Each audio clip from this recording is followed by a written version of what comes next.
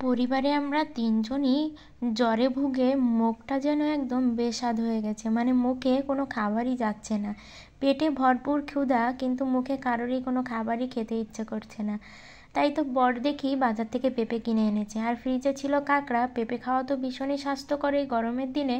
তাই ভাবলাম আজ পেঁপের তরকারি রান্না করি। আর সাথে না, মুখটা তো তেতো তেতো হয়ে গেছে, একটু টক টক খেলে না ভীষণই ভালো লাগছিল। তাই তো সাথে রান্না করেছি টক ডাল। তাহলে আজ দুটো রেসিপি দেখতে আপনারা ভিডিওটি শেষ পর্যন্ত দেখবেন। নমস্কার বন্ধুরা, জয়ের রান্নাঘরে সবাইকে স্বাগতম জানিয়ে আজ আপনাদের সাথে শেয়ার করব কাঁকড়া দিয়ে পেঁপে দিয়ে একটা মজার রেসিপি। একদম ঘরোয়া পদ্ধতিতে কাঁচা ঝালের রেসিপি এটা।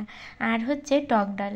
শুরুতে আমি এখানে গরম মশলাটা ভেজে নিচ্ছি, মানে দারচিনি, এলাচ, লবঙ্গ, গোলমরিচ সবই এভাবে আমি ভেজে নেব। ভেজে নিয়ে এর ভিতরে আমি জিরাটাও দিয়ে নেব। আর এই মশলাটা যত আপনি কম ভেজে নামাবেন না, তত ফ্লেভারটা কিন্তু বেশি বের হবে, এবং তরকারিতে দিলে তার ফ্লেভারটা আরও বেশি ভালো লাগবে। এবার মশলাগুলো তো আমি গুঁড়ো করে নিয়েছি, আর এদিকে আমি জিরে ফোড়ন দিয়ে পেঁপে আর আলুগুলো দিয়ে দিয়েছি। আর পেঁপে আর আলু আমি অনেকেই দেখেছি, মানে সেদ্ধ করে তরকারি রান্না করার একটা আলাদা স্বাদ, আর ভেজে তরকারি রান্না করলে না একটা অন্যরকম স্বাদ লাগে। আর সেদ্ধ করে রান্না করলে আমার মনে হয় যেন মানে পেঁপের যে অরিজিনাল যে স্বাদটা সেটা না বের হয়ে যায়, আমার কাছে তেমন মনে হয়। তাই তো আমি এখানে ভেজেই রান্না করছি, মানে এক প্রকার তেলে ভেজে কষিয়ে। এই পেঁপের ভিতরে অল্প পরিমাণে লবণ হলুদ দিয়ে এটাকে আমি ভালো করে নেড়ে চেড়ে ভেজে নেব। আর কড়াইটা মাঝে মধ্যে একটু নড়ে যায়, কারণ আমার এখানে না স্ট্যান্ড বসানোর তেমন কোনো জায়গা নেই, মানে রান্নার এই স্পেসটাতে।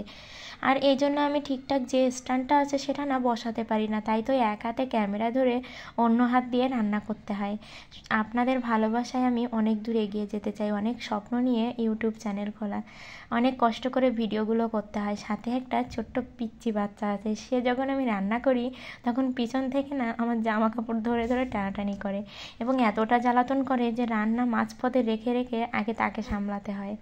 তবুও অনেক স্বপ্ন নিয়েই এই ইউটিউবে আসা। প্লিজ সবাই একটু সাপোর্ট করবেন। এবার আমি আলু আর পেঁপেটাকে ভেজে নিয়ে এর ভিতরে রসুনের কয়েক কোয়া দিয়ে দিলাম, আর দিয়ে দিলাম কাঁকড়া। আর এই ঘিলুওয়ালা কাঁকড়াগুলো এভাবে আলু আর পেঁপের সাথে কষিয়ে নিলে না একটা আলাদাই ফ্লেভার বের হবে। আর কিন্তু যখন আপনি কাঁকড়াটাকে সেদ্ধ করে নিয়ে এভাবে দেবেন, তখন কিন্তু এই ফ্লেভারটা আপনারা পাবেন না। তাই বলবো কাঁকড়াটাকে সবসময় কেটে এভাবে রান্না করার চেষ্টা করবেন, তাহলে কাঁকড়ার যে আসল স্বাদ আর আসল ফ্লেভার সেটা কিন্তু আপনারা তরকারিতে পাবেন। আর এবার আমি ভালো করে এরকম ভেজে ভেজে লাল লাল করে ভেজে ভেজে এটাকে কষিয়ে নেব। দেখুন কতটা সুন্দর হয়েছে কষানো। আর এ পর্যায়ে ভালো করে কষিয়ে নিয়ে আমি জলটা দিয়ে দিলাম। আর এখানে আমার প্রিয় বন্ধুদের বলতে চাই, আমার ভিডিওগুলো ভালো লাগলে অবশ্যই লাইক কমেন্ট করবেন, আর আমার চ্যানেলটি সাবস্ক্রাইব করে পাশের ঘন্টাটি বাজিয়ে অল অপশানে চেক দিয়ে রাখবেন। তাহলে আমি যখনই এই দুপুরের মজার মজার খাবারগুলো আপনাদের সাথে শেয়ার করব, আপনাদের কাছে আগেই নোটিফিকেশান চলে যাবে। আসলে আমরা না বর্তমান সময়ে একটু মানে উন্নত উন্নত খাবার দেখতে প্রস্তুত, কিন্তু আমরা দৈনন্দিন যে খাবারগুলো খাই সেগুলো যদি আমরা একটু এরকম প্রসেসে রান্না করি, অবশ্যই দেখবেন অনেক বেশি মজার হবে। আপনারাও ট্রাই করবেন। আমি তো বলেছি আপনারা ভিডিও দেখবেন, একটা লাইক তো করে যেতেই পারেন, তবে আপনারা রান্না করে খেয়ে তাই কমেন্ট করবেন। এবার লবণ হলুদ ঝাল দিয়ে আমি ঢাকনা দিয়ে ঢেকে সেদ্ধ করতে দিয়ে গেলাম। আর এভাবে দেখুন ঝোলটা কিন্তু অনেকটাই শুকিয়ে এসেছে। এবার আমি এখানে আলুটা একটু হাতার সাহায্যে ম্যাশ করে দেব। পেঁপে আর আলু দুটোই কিন্তু পুরো গলে গিয়েছে, একটু মাখা মাখা হলে না তরকারিটা খেতে ভালো লাগবে।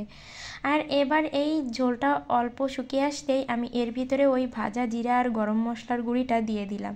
আমার ছেলের জ্বালাতনে না আমার এই মশলাটা একটু বেশিই ভাজা হয়ে গেছিলো, তবে আপনারা একটু কম ভাজবেন, দেখবেন অনেক বেশি মজার লাগবে।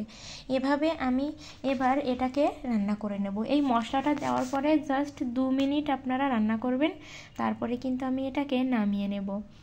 আর জ্বর হওয়ার পর থেকে না শুধু মশলা দেওয়া খাবার খেতে ইচ্ছে করছে, তবে খেতে তো পারছি না, আর ওগুলো খেলেও না পেটে কিন্তু সহ্য হচ্ছে না, মানে প্রচণ্ড শরীরটা খারাপ হয়ে যাচ্ছে। এই জন্যে ভাবলাম যে পেঁপেটাকে আজকে এমন মজা করে রান্না করি যাতে সবাই চেটেপুটে খায়। আর এই যে পরবর্তীতে দেখুন আমি নামানোর পরে এর উপর দিয়ে আরেকটু ওই গুঁড়ো মশলাটা ছিটিয়ে দিলাম। এতটা সুন্দর ঘ্রাণ বেরিয়েছে, মানে এখনই আমার আবার খেতে ইচ্ছে করছে। আর এই যে গরম গরম ধোয়া উঠছে, আর দুপুরে কিন্তু এমন স্বাস্থ্যকর রেসিপি রেসিপি থাকলে আর কিছুই দরকার হয় না। এবার চলে যাচ্ছি টক ডালের রেসিপিতে। আর এই রেসিপির জন্য আমি ডালটাকে কিন্তু আগে থেকেই প্রেসার কুকারে সিটি মেরে সেদ্ধ করে নিয়েছিলাম। আর এই ডালের ভিতর পর্যাপ্ত পরিমাণে জল দিয়ে আমি এর ভিতরে দিয়ে দিচ্ছি আম। আর এখানে টক ডালটা কিন্তু আমি আম দিয়ে রান্না করছি। অনেক সময় কিন্তু এই আমের সিজন না থাকলে কিন্তু আমি তেঁতুল দিয়েও এই টক ডালটা রান্না করি, তাতেও কিন্তু অনেক বেশি মজার হয়। মানে আমের জায়গায় শুধু তেঁতুলটাকে ব্যবহার করতে হবে। এবার আম দেওয়ার পরে এর ভিতরে আমি লবণ হলুদ দিয়ে নেব। লবণ হলুদ দিয়ে এটাকে আমি রান্না করে নেব। আর ওই যে ভয়েস দিতে দিতে আমার মহারাজ কিন্তু হাজির, মা মা করে করে ডাকতে ডাকতে চলে এসেছে। এভাবে কিন্তু আমি ডালটাকে ফুটিয়ে রান্না করে নেব। আর ডালটাকে ভালো করে যখন এই ডালটা মানে উতলে আসবে না, ভালো করে ফুটে যাবে, তখন আমি এটাকে নামিয়ে নেব। আর ঠিক দেখুন এভাবেই যখন ফুটতে থাকবে তখন কিন্তু ডালের ঘনত্বটাও বেড়ে যাবে। তখন এক পর্যায়ে আমি ডালটাকে নামিয়ে নেব। নামিয়ে নিয়ে আমার কাছে টক মানেই তো সরিষা ফোড়ন, তাই কিন্তু এখানে আমি তেলের ভিতরে এই যে সরিষাটা আমি দিয়ে দিলাম। আর সরিষাটা যখন চটপট করে ফুটে উঠবে, আর সরিষা যদি ভালো করে না ফোটে তাহলে কিন্তু এই টকের এই সরিষা গালে পড়লে না তেতো তেতো লাগে। তাই তো সরিষাটাকে ফুটিয়েই আমি এভাবে ডালটা ছেড়ে দিলাম। ছেড়ে দিয়ে নামিয়ে নিলেই এই যে টক ডালটা রেডি। খেতে কিন্তু দারুণ মজার হয়। সবাই ভালো থাকবেন, সুস্থ থাকবেন।